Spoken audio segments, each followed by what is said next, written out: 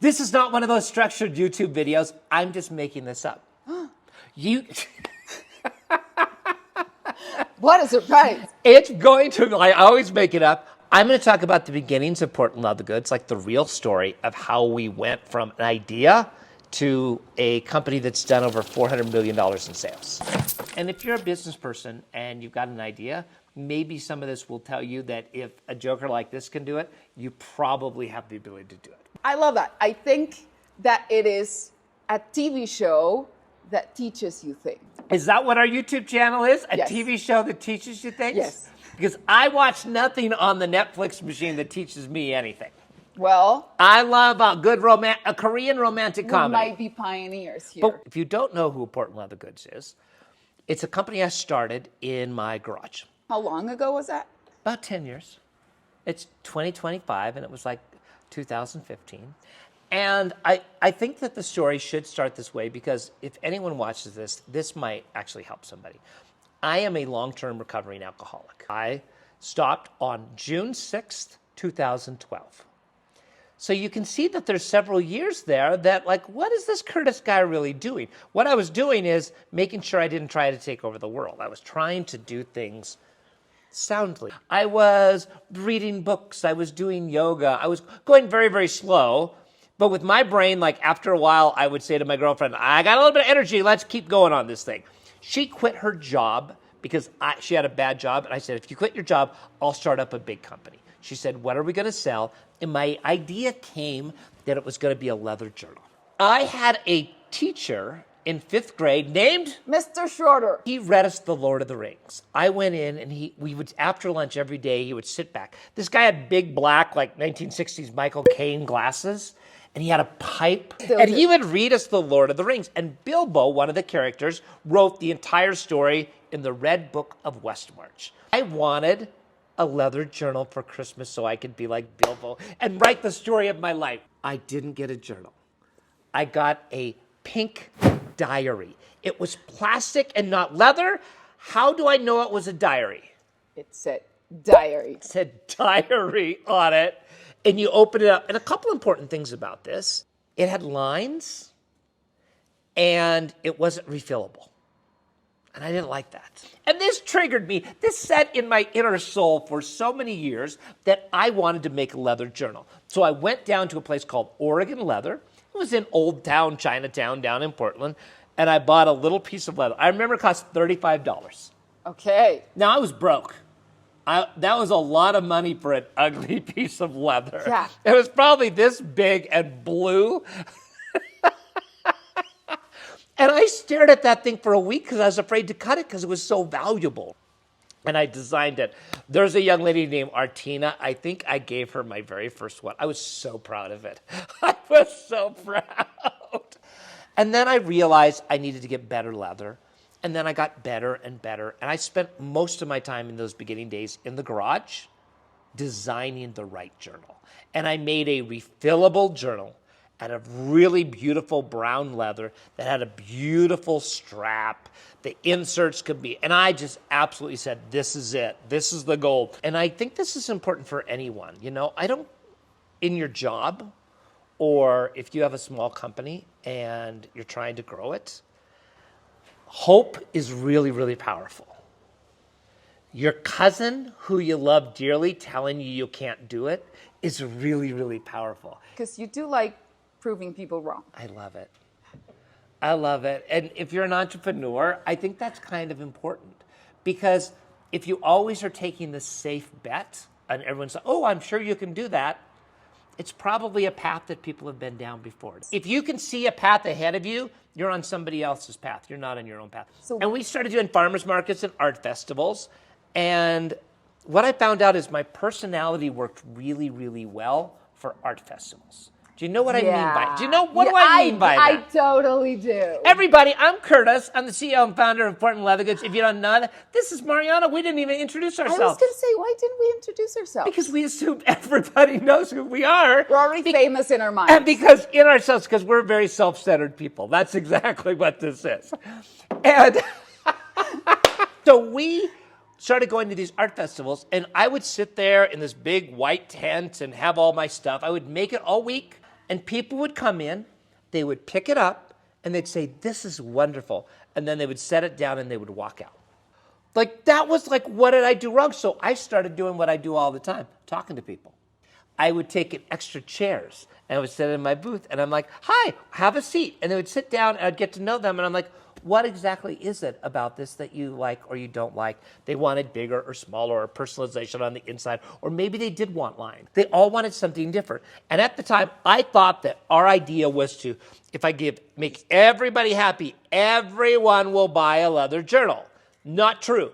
But I started to learn that some people, they don't read, they don't write, they don't like books, they're not journal people. We were doing really well at the art festivals. I mean, we started doing $1,000 on a day, or $2,000, or $5,000 on a weekend, $8,000, $10,000, $12,000. There's this, what are they called, urban myths? Uh-huh. An urban myth, you don't know if it's true, is like, there's a couple at an art festival in Salt Lake, they did $38,000 in 1 weekend. You're like, what?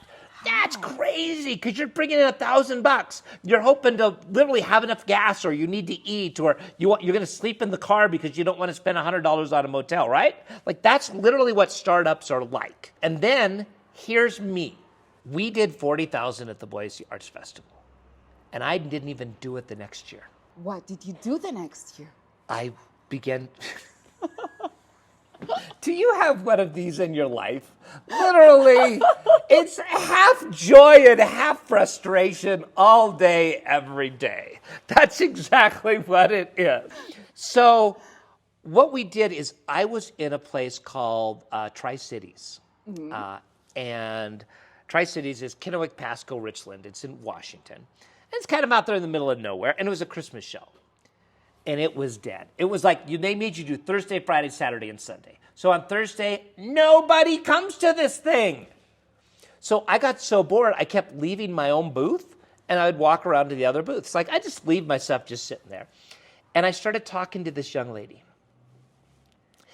And she said, why aren't you on Etsy? I'm on Etsy, and I make more on Etsy than I'm... And now I knew about internet marketing because I used to be an internet marketer back in the 90s and the early 2000s. I went home that night, and this is how the world of magic comes together. And I'm staying at this Red Lion hotel in Kennewick, Washington. I remember this clearly. I turned on the TV, and there was a new TV show that I'd never seen. And it's a young couple in Waco, Texas, Chip and Joanna Gaines, who are renovating houses. And this became Fixer Upper, which was like the #1 show in the United States. And I watched 2 episodes of Fixer Upper. And I'm like, oh, I don't own a house. It would be nice to own a house, even in Waco, Texas, right? And I went home and I told my girlfriend, we probably should make more money so we could eventually buy a house. It became something that was aspirational. Like, can we actually make enough money to someday buy our own house? And we had watched Chip and Jo, so we went on to Etsy. And all of a sudden, I remembered all of my internet marketing and my ability to do this right. And we made decisions. I'll create entire videos of how we did this, right? Yeah. We went up to $500,000, million, $2 million, $4 million on Etsy. $4 million. And we shut it down, the entire thing, right? Why? Because everyone on Etsy was stealing every one of my ideas. I would come up with pricing and a product and clever photos, and then a month later, there were people who hired models that looked just like ours, holding bags that looked just like ours. They copied everything because you go into Etsy and you search out, and then you all come up on the same page. Now, I had ways to win, but I figured the next thing is let's open this up to Shopify. And we went on to Shopify. But we went on to Shopify to tell you how things have changed.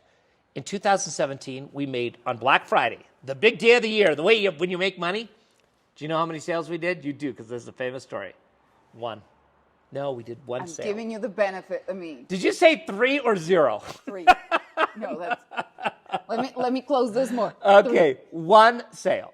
We last year did 1 sale every 3 seconds.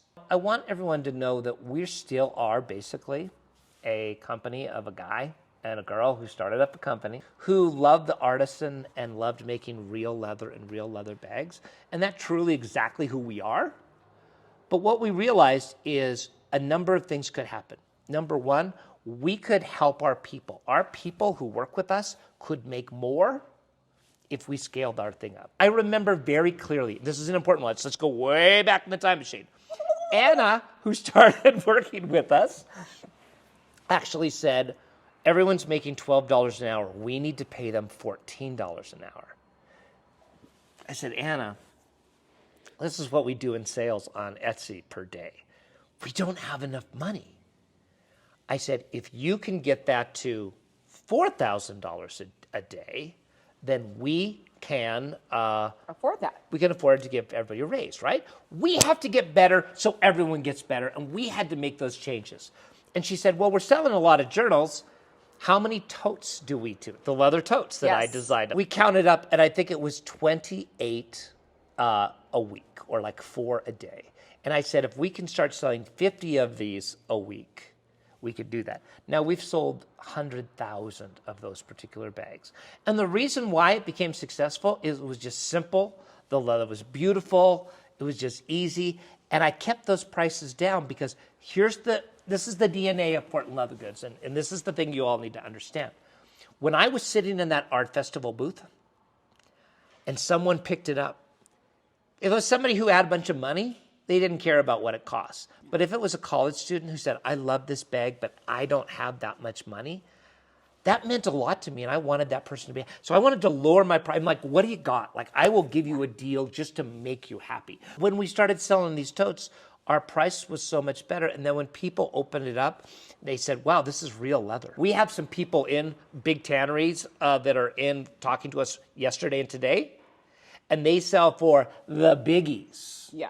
And they're like, you guys use this leather. It costs this much. It's so good. Do you want to know what these 3 major brands that you guys go spend thousands of dollars for? They use this leather. It's not really even, it's just so covered with plastic. That's not our DNA. No, our people love that their bags have character, and each one, like, you can totally tell. And we've been going, we have been looking for leather all around the world. Yep. So we traveled everywhere. Yep. And the people who make the leather, when we gave them our packages, like, this is what we want, they were like, I haven't made leather like We this did that in Italy. ages. So what happened is we started in this garage. I mean, I started because I wanted something that I believed in, that I loved, and that I could grow. And we started in the garage, and I loved my garage. The only way you get through 11 seasons of Stargate is you just hit play and you let it play all the way through because you don't have to pay attention. You can work and you can make things, right? I love the garage. Then we did Etsy, and then we outgrew Etsy. And then we were making everything in Portland, and then we outgrew that. And then we came down to León, Mexico, mostly because of COVID, and this is where the U.S. hides are sent. We have a surplus of hides in the U.S. from all the cattle industry, which are amazing. They're the best hides in the world, but we don't have the tanneries in the U.S. And if we were sending all the hides up, the leather up to Portland, about 50% of the time they have to take it back to the tannery and do a little subtle change because it's real leather, it's not fake. You have to be next to the tannery so that you can get the best leather when you need it, right? Yeah. So we came down and we set this up, and we grew and we grew and we grew. And now we're going into retail. So I think we have like 10 stores going up this year because we have 3 stores right now that are absolutely killing it. Like, I just can't believe that. It's like, I'm shocked in not every sense of the way, right? Yeah. Every step of the way, I'm like, of course I knew it. Oh my God, I didn't know that, right? It's like you're living in constant fear of the unknown. If you really want to be an entrepreneur, you have to have something inside of you that drives you, holding on to something that's meaningful. Surround yourself with amazing people. Now we are growing leather bag company in the world. We own the largest leather bag manufacturing because what everyone else does is they just offshoot it to factories all around the world. But we wanted to make sure that we stuck with the origins, right? The garage days. Portland Leather Goods is a bunch of great people who are really just Portland artists who said, we want to create something, we want to keep the price low, and we want to grow this up, okay? There's a lot of business lessons that I have, and I'm going to be doing a lot of videos about the business lessons. I am. I want people who are starting up, because I'm approached by people, you know this, right? They write to you, like, can I have 15 minutes? It would just mean anything in the world if I could spend 15 minutes. I have an idea, I have a business, my business is struggling, and I can help a lot of those people, because I know this, when I started up back in 2015-16, I looked around and there were 5 companies that just jumped out on the internet and like, wow, I want to be like those companies, okay? I know that right now 3 are bankrupt. 1 is really, really struggling. And the last one, I don't know how they're in business. Every one of these people, I have spoken to their CEO or somebody as they've called me up and said, what the hell are you doing? How do you do this? I need to fix it. I'm going to lose this company. And I looked up to them. And what I learned is I had to do it a little bit differently. And I think it's our absolutely caring so much about our company and everything that really pulled this all together. The day you realized how many people actually depend on you now, depend on this business growing and being successful. There was a big change in the economy and valuations of dollars and a lot of different things and dollar peso, and we were spending a lot of money. And I'm just like, we maybe should look like these other companies that are these billion-dollar companies and look to move someplace else and not make all of our own product, right? We make all of our own product. Then it was a Christmas party down here. Christmas party here in Mexico where I live. Yes. And it was like 4 PM and they're all leaving the office and you're like, do you want to go? And I'm like, okay. And I went and I saw these amazing people having the time of their life, thanking me for growing this company. Not just the people we employ, our own customer service, because we do our own customer service, our own marketing, because we do that, our photographers, we do that, the models we hire, we do that. The people who ship out, everybody. There are thousands and thousands and thousands of jobs. And I'm like, this was me in a garage. Crazy, right? On a bet, creating it. And I'm going to tell you, most days, I forget that we're growing and that we are this big because I'm still that guy in the garage. But I'm glad that we did it the way that we did it. I'm glad we didn't just go over to China and say, make me a bag, I'm going to put it online and sell. I'm glad that I know everything about this because I know about the design because I did it. I know about stitching it because I made my first bags, right? You cut your finger, right? I cut part of my finger off. Yes, well, I had those rollers. And if they're really sharp, they'll actually cut through really thick leather, right? Just like my mother used to do with fabric. And you got to be real careful. You got to be smarter than me. But what I want everyone to understand is there's a lot of stories involved in this thing. And I'm going to be doing more videos to tell people about it because I think it's important that the people who buy from us know that this is real people that they're supporting and we appreciate it. And also, maybe there's some things that people can learn that can help them either in their job or in their business or jumping out of a job and starting their business themselves. So, I'm Curtis. This is Mariana. She is my wonderful personal assistant. And the surprising thing is, for the first time in YouTube history, everybody who started to watch it watched it all the way through. Yeah. Bye. Guys.